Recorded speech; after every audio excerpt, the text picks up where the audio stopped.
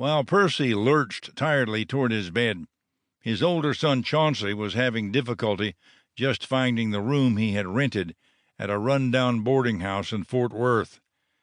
After an evening of overindulgence, Chauncey was pinwheeling off the walls and jiggling door handles, not really sure if he was even in the right building. Then he remembered his cousin was staying with him for a few days, so he stopped, sagged against a wall, and began shouting his cousin's name. A door down the hall cracked open, and Seth Ferguson stepped out. "Hush, Chauncey," he said in an angry whisper.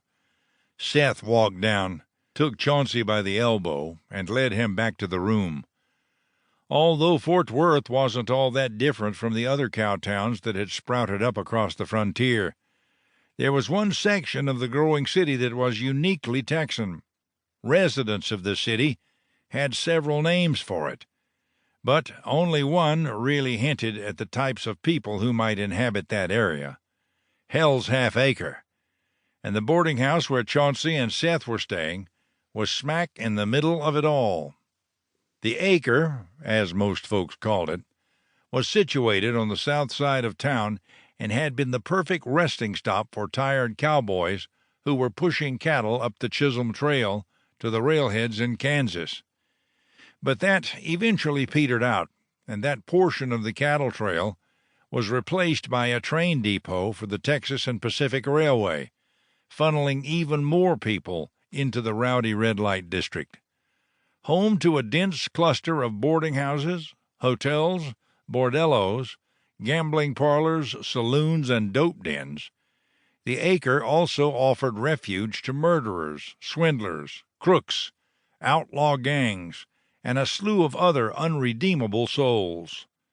And the half-acre was a misnomer, because the den of debauchery and deviant behavior now sprawled across 2.5 acres, and with doors that never closed, the district operated like a well-oiled machine, where corrupt local lawmen would turn a blind eye after lining their pockets with bribes.